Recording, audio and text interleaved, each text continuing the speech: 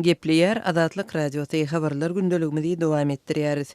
Türkmenistan Visa-Electron kartlary çykarmagyny edýär. Bu arada hökümetçi Türkmenportal neşri 9 aprelde habar berdi. Türkmenistanyň daşary ykdysady işler boýunça döwlet banky 2009-njy ýylyň 13 aprelinden başlap Visa-Electron kartlary çykarmagyny we olaryň çalyşdyrylmagyny edýär diýip neşir ma'lum edýär. Bu degişli karara Visa kompaniýasynyň rekomendasiýasyndan soň gelinendigini Türkmenistanyň daşary ykdysady bankyna salgylanyp habar berýär. Hökümetçi neşir öň çykarylan Visa-Electron kartlaryň möhleti dolýança dolandyryljakdygyny, şeýle-de Visa Classic we Visa Gold ýaly beýleki kartlaryň öňküsi ýaly işlejekdigini ýazýar. Azatlyk radiosuna Türkmenistanyň daşary ykdysady bankyndan kommentariýa almak başartmady. Azatlyk radiosuna Visa kompaniýasynda berilen resmi jogapda Türkmenistanda Visa-Electron kartlarynyň ýatyrylýanlygy agzalmady. Visa-Electrondan Visa Classic we ondan ýokary derejelerdäki kartlara geçiş Visa programmasynyň elementlerinden biri bolup durýar. Bu Merkezi Ýewropa, Ýakyn Gündor we Afrika ýurtlaryny öz içine alýan regionyň tölegler bazaryndaky häzirki trendi görkezýär. Şeýle-de müşterileriň meselem laýallyk programmalary sarp eden puluny ýygyna almak ýaly goşmaça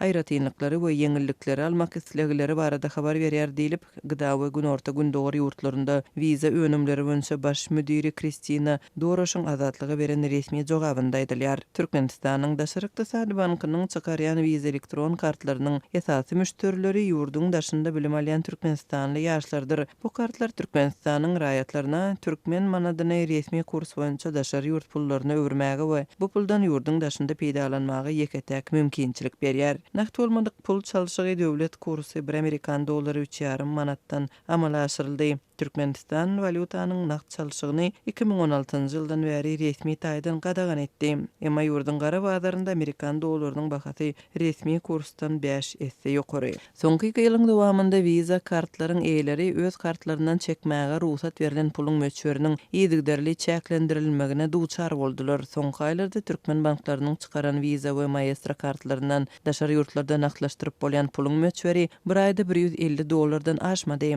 Emma türkmen bankynyň müşterileriniň ençemesiniň Azatlyk radiosuna aýtmagyna görä, mart aýynda Visa we Maestro kartlaryndan çekip bolan puluň möçberi $60 aşmandyr. Naklaşdyrylýan pul üçin Türkmen banky tarapyndan alynýan komissiýa tutumy 25% barabar bolupdyr. Türkmenistanyň daşary ykdysady bankynyň resmi saýtynda bolsa tutumyň möçberi 3% derejesinde görkezilýär. Soňky 2 ýylyň dowamında Türkmenistanyň daşary ykdysady banky öňünden duýdurmazdan öz kartlaryndan naklaşdyryp bolýan puluň möçberini ençemegedek azaldypdy. Deňeşdirme üçin 2017-nji ýylyň ýanwar aýynda plastik kartdan naklaşdyryp bolýan puluň möçberi bir gije gündizde 1000 Amerikan dollaryna barabardy. Plastik kartlar boýunça operasiýalaryň çäklendirilmegi, şeýle-de Türkmenistandan bank üstü pul uğratmagyň kynlaşmagy daşary ýurtlarda bilim alýan türkmenistanlylaryň ençemesini pulsuz galdyrdy. Mundan öň Visa kompaniýasy Türkmenistanyň banklary tarapyndan çykarylýan Visa kartlarynyň petiklenmegine we çäklendirilmegine özüniň gatnaşygynyň ýokdugyny aýdypdy.